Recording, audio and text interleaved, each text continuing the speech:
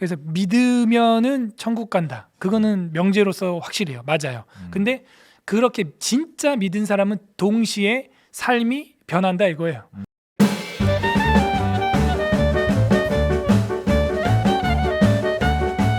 또 한 가지 제가 이 감독이 어떤 질문을 하는가, 이 기독교에 대해서 특별히 더 좀 날카로운 시선을 가지고 있는 것 같아요, 감독이.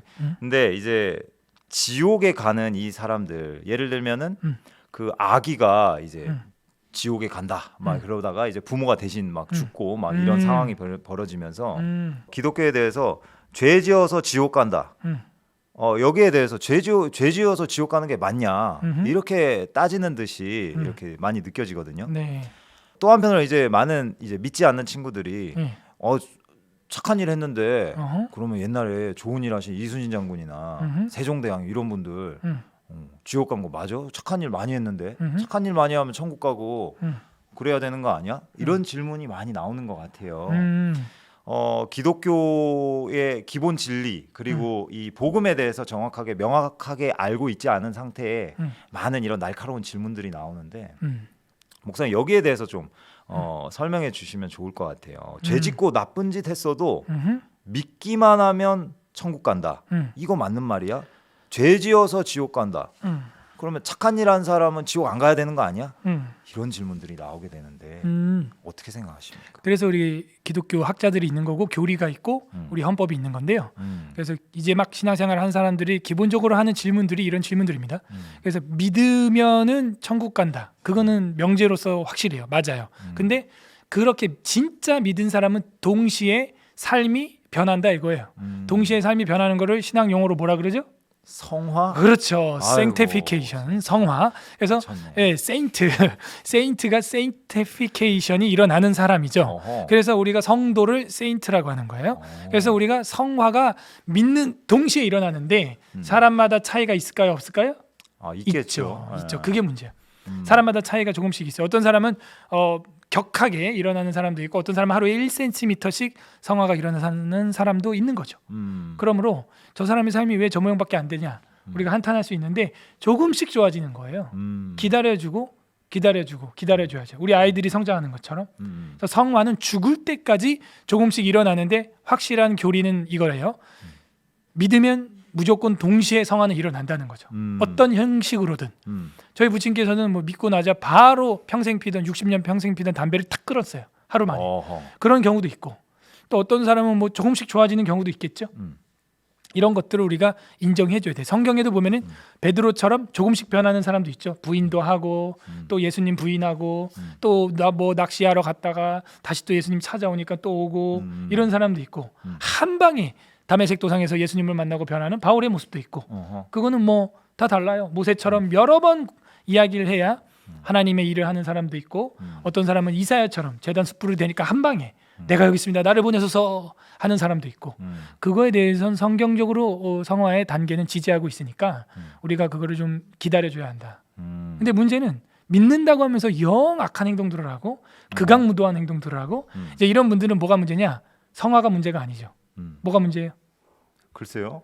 믿음이 문제였던 거지. 어허. 제대로 믿은 게 아니에요. 어허. 그렇게 진단을 해야 되는 게 우리 개혁신앙에서 구원의 서정의 교리입니다. 그렇다면 우리의 입장으로 그 저 사람이 제대로 믿는지 제대로 안 믿는지 그거 알기가 어렵겠네요. 굉장히 어렵죠. 네. 어려운데 우리가 볼 때는 저 사람이 믿는지 안 믿는지는 모르지만 가까이 있는 사람은 알죠. 가까이 있는 사람은 이 사람이 남편이 왜 이렇게 변했지? 어허. 느낀단 말이에요. 말투가 조금씩 변하네? 그죠? 길 가다 택시 운전기사는 날 보고 모르죠. 못 느끼죠. 그런 거. 근데 가까이 있는 사람은 충분히 느낄 만한 성화가 일어난다. 진짜 믿었다면. 제대로 믿은 택자라면. 그럼 아까 제가 얘기로 좀 돌아가서 그러면 옛날에 믿을 기회가 없었던 사람, 죽은 사람들 그런 세종대왕, 이순신 장군 그리고 그 아기 같은 경우에 어린 아이들이 실제로 태어나자마자 죽는 아이들이 있잖아요. 여기 뭐 아기 안고 가네. 저 영화처럼 저런 케이스 지옥 가나요? 지옥 가면 너무 억울하지 않나라는 이제 퀘스천을 막 던지는 겁니다. 이게 되게 지금 방대한 질문하셨어요. 이제 어린아이 유아의 구원론에 대한 것도 따로 이야기를 해야 되고요. 아까 뭐 세종대왕, 이순신 이제 이런 분들 얘기도 우리가 따로 해야 돼요. 사실은 성경에 보면은 인간들이 죽음이 이르게 된 것이 누구 책임이에요, 사실? 인간에게 죽음이 이르게 된 게 이르게 된 게 원인. 원인? 왜 죽음이라는 게 인간한테 왔어요? 인간에 의해서? 선악과에 의해서? 그렇죠. 그러니까 죽음의 기원. 정령 죽으리라. 네가 그것을 먹으면 정령 죽으리라 했잖아. 그래서 죽으리라 됐는데 그러면 인류 전체 60억이 다 죽어도 할 말이 있어요, 없어요? 60억이 다 지옥을 가도 할 말이 있어요, 없어요? 후손들이 내가 물어보잖아. 응응하지 말고.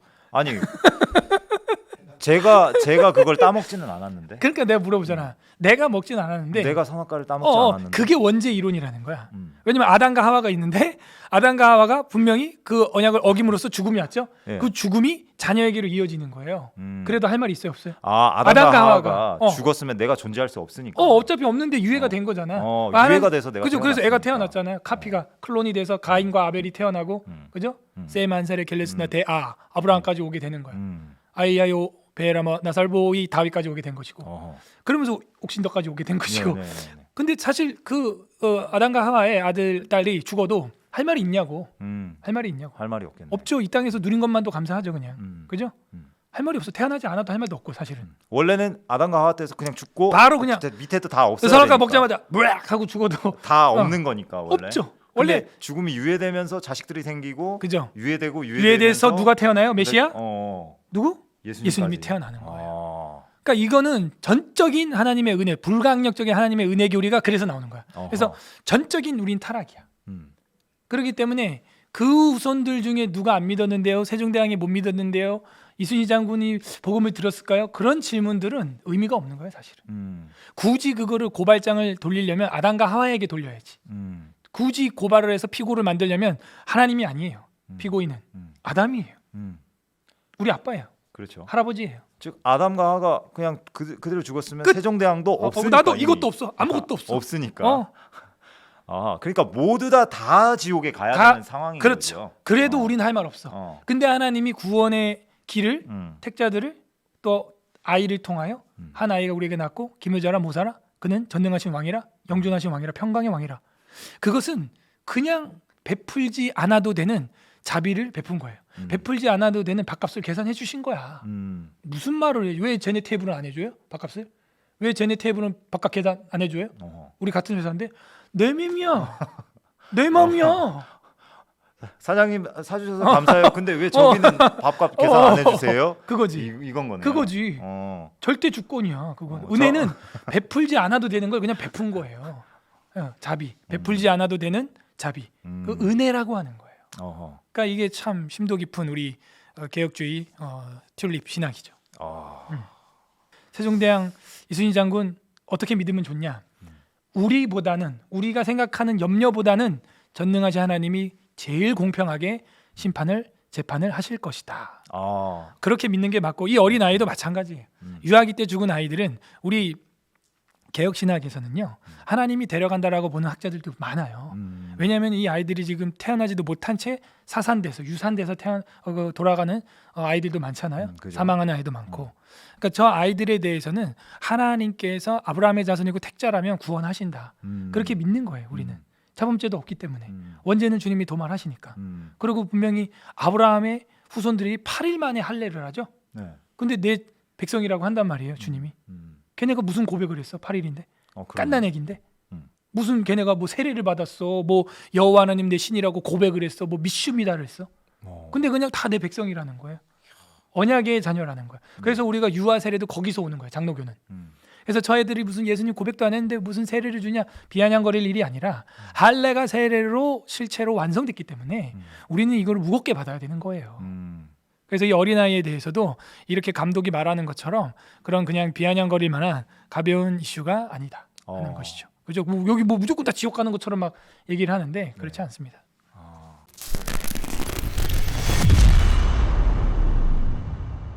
한 가지만 더 질문해 주시겠습니까? 네. 그 믿음이라는 게 뭔지 또 궁금한 사람들이 있습니다. 믿음이 뭡니까? 이 뭐 성경에서 이렇게 설명하시는 분들 보이지 않는 것을 간절히 바라면 그게 믿음이다. 뭐 그리고 예수님은 하나님이다라고 말하면 그건 믿음이 있는 거다. 굉장히 뭐랄까요 추상적인 그런 개념으로 다가올 때가 많이 있는데 성경은 뭐라고 얘기합니까? 믿음이 뭐예요? 믿음이라고 하는 것은요. 이게 네. 원래는 헬라어로 피스티스라고 되어 있는데 네. 단지 믿음 한 단어만 의미하지 않아요. 이 믿음이라고 하는 것은 그 안에 충성, 진실, 성실, 신뢰, 신실, 신용. 저 사람 참 신용이 있다 하는 그런 단어. 그런 것들이 다 이 피스티스, 피스토스 이렇게 쓰임을 당했거든요. 네. 그 중에 하나가 믿음이라고도 번역이 되는 거고 구약에서는 이거를 에무나라고 하는 단어인데 딱 한 번만 하박국에서 믿음이라고 번역했어요. 어허. 나머지는 다 충성, 신실 이렇게 되어 있죠. 성령의 열매 중에 충성의 열매가 있죠. 그런 네. 거예요. 그래서 내가 정말 믿는다면 군인들 생각하면 돼요. 충성. 내가 상관의 명령을 작전을 믿기 때문에 죽는 데까지 나가는 거지. 믿으니까 죽음의 포탄에 몸을 던지는 거 아니에요?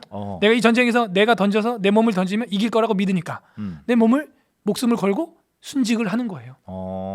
그러니까 믿음이라는 것을 굳이 우리가 치수로 표현을 하자면 여러분 믿음은 몇 점입니까? 잘 느낌이 안 와. 덕국장님 믿음이 몇 점인 것 같아? 지금 교회 생활하면서? 글쎄요, 잘 모르겠네요. 모르겠지. 근데 이 말을 만약에 충성이라는 말도 동의어라 그랬죠? 네네. 교회 봉사 활동에 몇 점 정도 충성 점수를 줄 수 있겠습니까?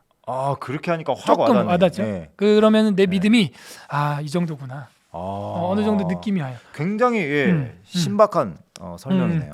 그래서 저 사람이 진짜 믿음이 있냐 없냐 그런 거 볼 때 외적 표현은 그런 것들로 드러납니다. 네, 드러나고 그다음에 그 믿음이 무엇이냐 할 때는 그거예요. 하나님에 대한 충성. 네, 하나님에 대한 충성. 그게 나한테 있냐?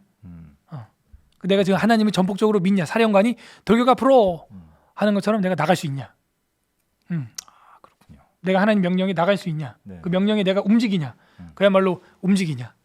그 명령에. 네. 그러면 정말 내가 믿음이 있다고 어느 정도 이성적으로 이해를 할 수 있겠죠.